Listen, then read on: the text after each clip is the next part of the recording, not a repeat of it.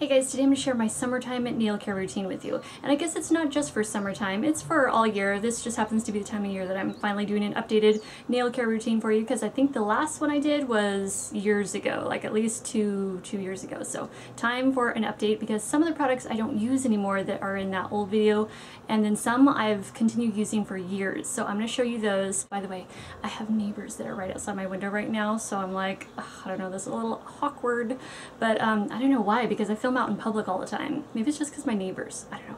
And I'm going to go over this step by step, so you'll see me like in action doing my nails too throughout the video. So one of my favorite parts of my nail care routine is to whiten and brighten my nails. So basically just do like an overall cleaning, kind of like a deep cleaning to your nails, and just overall brighten them and then whiten the tips. And my favorite way to do that is to take a combination of hydrogen peroxide and mix it into a paste with baking soda.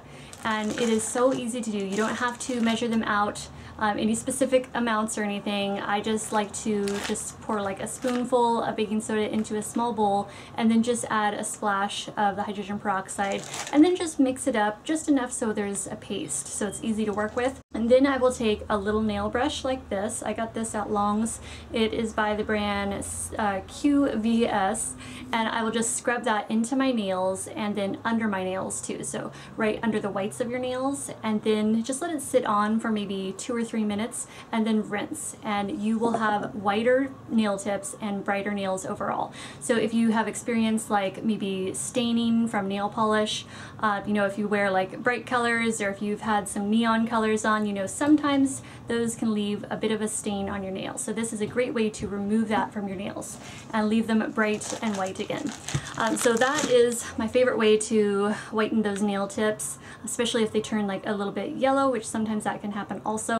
Now, if you're a nail polish addict like me and you love to paint your nails all the time and you're always putting nail polish on, removing it, you know, between that nail polish and the nail polish remover, it can really dry out your nails and take a toll on them. So it's so important to keep them moisturized and keep your nails and cuticles nourished. So what I like to do for that is apply an oil treatment. My favorite oil to use is coconut oil. You guys probably already know that. I have done a couple of videos on all the different ways I like to use coconut oil, and on my nails is one of my favorites. You could also use a butter too, like a shea butter or cocoa butter.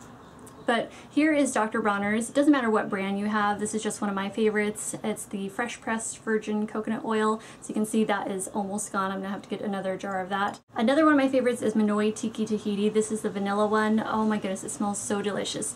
And if you guys have watched me for any amount of time, you know that I talk about this stuff all the time. I use it basically from head to toe, but it's especially good for your nails and your cuticles. So what I'll do is I'll take a little bit in my hand and I will massage it into my nail beds and cuticles, and it works to soften your cuticles right away. So as you're massaging it in, you can actually be pushing back your cuticles at the same time. And don't forget, if you are pushing back your cuticles, do it in a very gentle manner, because you don't want to be too rough with them, and you want them to be smooth and nourished, and it just works really well using an oil to do that and just gently massaging it in. Here's another product that I like to use. This is coconut oil, but this is the MCT. This is the medium chain triglycerides coconut oil. So it's actually a dietary supplement, but I still like to use it on my body, and you know, like from head to toe basically, still like hair, nails, skin, whatever, it works amazing. So that is another one of my favorite products to help nourish nails and cuticles, as well as this product here, which is Maui Vera. This is actually an after sun moisturizer, but again, this is one of those multi-purpose products, and I use it all over my body, including my nails. I buy this locally at my local health food store, and it's just awesome because it has that base of aloe vera that is so healthy for your skin and your nails. So when it comes to moisturizing your nails, you can really use any sort of oil. If you like jojoba oil, sweet almond oil, or if you have some other type of favorite oil, maybe argan oil or something, you can use any of those to moisturize cuticles and nails, including if you like shea butter or cocoa butter. Those are also really awesome to use for your nails and cuticles. And this is one of my favorite shea butters right here. I use this for everything, especially on my lips, but it's excellent for nails too. It is by Shea Natural. It's 100% whipped shea butter. So it's not the hard kind, it's soft, and you can just scoop right in there and massage it right into your nails, and you are good to go. It makes for a really good night treatment. So those are really the only two nail treatments that I'll do with the baking soda and hydrogen peroxide paste. I'll do that maybe once a month or once every 2 months, or you know, just if I happen to notice that my nails have a little bit of staining from nail polish and I need to remove that and clean that off, then I'll go ahead and do that, but not too often. You don't want to overdo it. And with the oil treatments, I'll usually do that when I strip all my nail polish off, and I'll just apply a little bit of oil and let that sit on overnight, and then in the morning I will clean my nails off and repaint them with my new color for the week.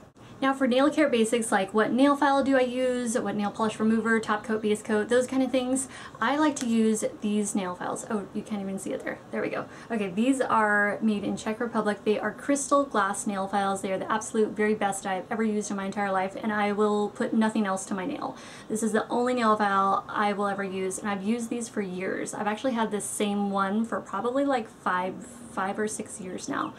So they last forever. The grit, well, unless you were to break it or something, but the grit on there lasts forever, and it does not wear off because it's acid etched into the crystal itself.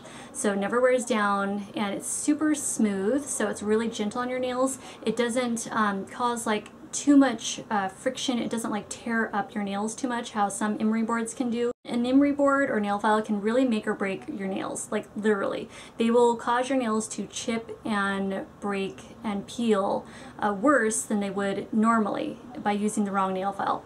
So I always like to use the most gentle nail files I can find, and these are them. If you're thinking of getting one of these, or you already have one, make sure that it's made in the Czech Republic, because those are the only place, that's the only place I know of who actually does these properly. There's some that come out of China that they're basically knockoffs. So it's not laser etched, it looks pretty, it's very colorful, so it looks similar to these, but they don't last, so keep that in mind. Also, the grit is heavier, and they're basically just totally different, but they might appear to be the same. So Czech Republic, those are the best ones, and they're very thin too, so they're not too thick. The fake ones are like really thick, and it's just like grittier, and yeah, trust me, I have tried them all. When it comes to nail polish remover, I like to use Zoya's 3-in-1 Remove Plus because it's also a nail prep.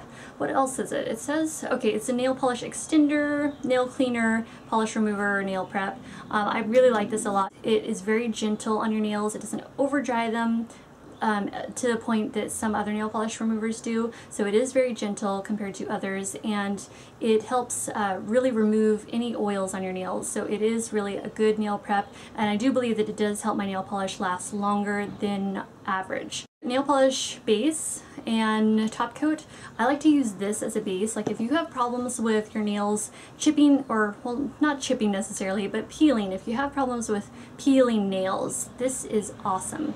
So this is Nailtiques Formula 2. I was gonna see if it said anything. Okay, it says for soft peeling, bitten, weak, or thin nails. So this really is amazing. I had some problems with my nails peeling a long time ago, and that's when I got hooked on that and just discovered that it basically just stopped the peeling like within a week's time, and my nails like totally healed. So after I had that experience and I realized how well that stuff works, I've just been loyal to it ever since, and so I just use it as a base coat every time I paint my nails. This is actually the one that I wanted to show you applying in the video, because I know that a lot of people have found this to be really difficult to work with, and it is Essie Fiji.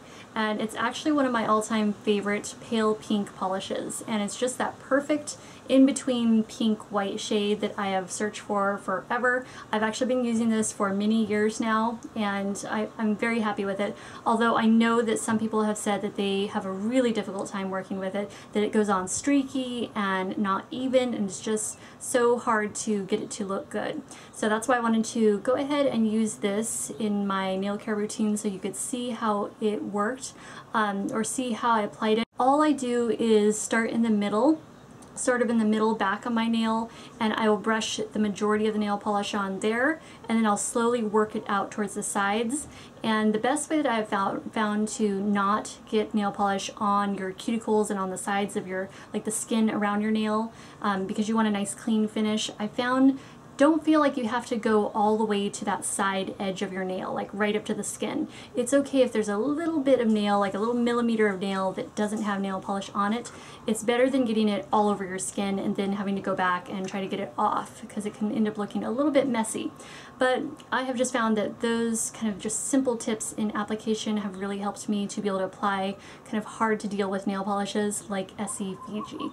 I do suspect that maybe some of the Essie Fijis are kind of more difficult, like maybe the formula is slightly different in certain bottles. I have gotten a really bad Topless and Barefoot, which is one that I love the color too, but it was just horrible to work with. And I just, like, to this day, I still have this bottle, the same one that I purchased, and I just can't stand working with it, but I love the color. So it's just really frustrating when you find a gorgeous color and the formula is just crap. That is my 2 cents on Essie Fiji. So this bottle that I've had of Essie Fiji is okay to work with. I can get a nice application in 2 coats and I'm pretty happy with it.